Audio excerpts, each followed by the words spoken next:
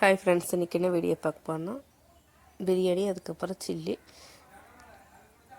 அதுக்கப்புறம் முட்டை, தயிரெல்லாம் செய்ய போகிறேன். வாங்க வீடியோக்குள்ளே போகலாம். என்னோடய வீடியோ தான் ஃபஸ்ட் டைம் பார்க்குறேன், சப்ஸ்கிரைப் பண்ணுங்கள், லைக் பண்ணுங்கள், கமெண்ட் பண்ணுங்கள்.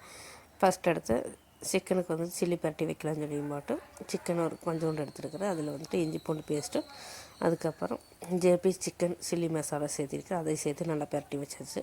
இப்போ பிரியாணி வைக்கிறதுக்கு சிக்கன், பெரிய வெங்காயம், அதுக்கப்புறம் தக்காளி, இஞ்சி பூண்டு பேஸ்ட்டு, பொடியெல்லாம் எடுத்து வச்சாச்சு. இப்போ பிரியாணி வைக்கிறதுக்கு அடுப்பு பற்ற வச்சாச்சு. இப்போ சட்டி காய்ஞ்சதுக்கப்புறம் ஆயில் ஊற்றிக்கலாம். ஆயிலெல்லாம் நல்லா காய்ஞ்சதுக்கப்புறம் பச்சை மிளகாயும் பெரிய வெங்காயம் சேர்த்திக்கலாம். அதையும் நல்லா வதக்கி விட்டுக்கலாம். இப்போ இதெல்லாம் நல்லா வதங்கி வந்ததுக்கப்புறம் தக்காளி சேர்த்து அதையும் நல்லா வதக்கி விட்டுக்கலாம். இப்போ இதெல்லாம் நல்லா வதங்கி வந்ததுக்கப்புறம் இஞ்சி பூண்டு பேஸ்ட்டு 2 டீஸ்பூன் சேர்த்திக்கிறேன். அதையும் சேர்த்து நல்லா வதக்கி விட்டு, நான் இன்றைக்கி வந்து புதினாவும் கொத்தமல்லி மிக்சியில் அரைச்சிருக்கிறேன். அந்த பேஸ்ட்டு இதில் சேர்த்திக்கலாம். அதையும் சேர்த்து நல்லா பச்சை மணம் போடுற வரைக்கும் நல்லா வதக்கிக்கலாம். இப்போ இதெல்லாம் நல்லா வதக்கினதுக்கப்புறம் பொடியெல்லாம் சேர்த்துக்கலாம். மஞ்சள் பொடி, மிளகா பொடி, கரம் மசாலா சேர்த்திக்கிறேன். அதையும் சேர்த்து நல்லா வதக்கி விட்டுக்கலாம். இப்போ இதெல்லாம் நல்லா வதங்கி வந்ததுக்கப்புறம் சிக்கன் சேர்த்தி இது மாதிரி வதக்கிட்டு நம்ம மிக்ஸி ஜாரில் கொஞ்சோண்டு தண்ணி ஊற்றி இதே மாதிரி ஊற்றிக்கலாம்.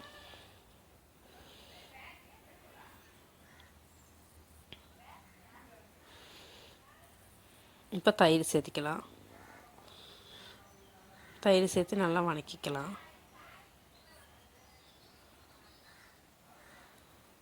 இப்போ உப்பு தேவையான அளவு சேர்த்திக்கலாம்.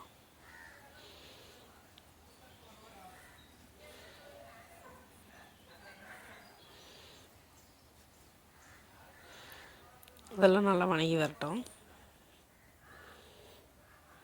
இப்போ நல்லா கொதித்து நல்லா வந்துடுச்சு, எண்ணெயெல்லாம் பிரிஞ்சு வந்துடுச்சு. இன்றைக்கி வந்து நான் அரிசியும் தண்ணியும் ஒன்றாவே சேர்த்திக்கிறேன். இன்றைக்கி நான் சாப்பாட்டு அரிசி தான் எடுத்துருக்கிறேன். இப்போ 2 எண்ணமும் நல்லா சேர்த்தி நல்லா கொதி வர வைக்கிற வரைக்கும் மூடி போட்டு மூடி வச்சுக்கலாம்.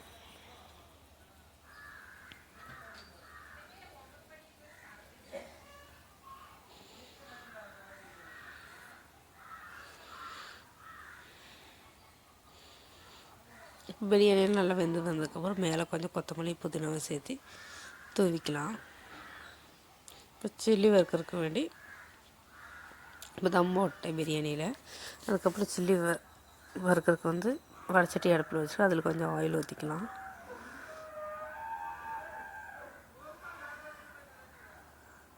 ஆயிலெல்லாம் நல்லா காஞ்சி வந்ததுக்கப்புறம் இப்போ நம்ம சில்லி எடுத்து சேர்த்திக்கலாம். இப்போ இதேமாரி ஒன்று ஒன்றா சேர்த்திக்கலாம்.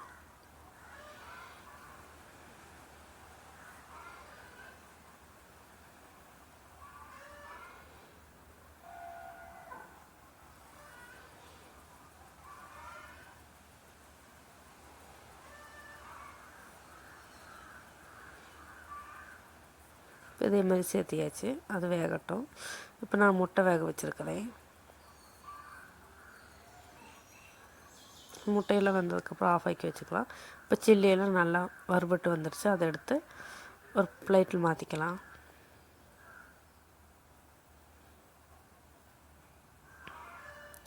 இப்போ பாக்கி இருக்கிற சில்லியெல்லாம் வறுத்து எடுத்துக்கலாம்.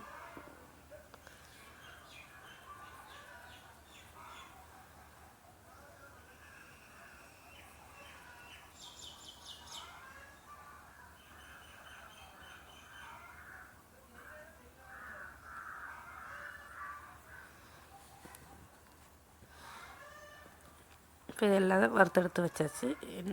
இப்போ வந்துட்டு பிரியாணி, அதுக்கப்புறம் முட்டை, சில்லி எல்லாம் வச்சு, அதுக்கப்புறம் பைனாப்பிள் கட் பண்ணி வச்சுருந்தோம், அதை வச்சு இன்றைக்கி சாப்பிட்டாச்சு.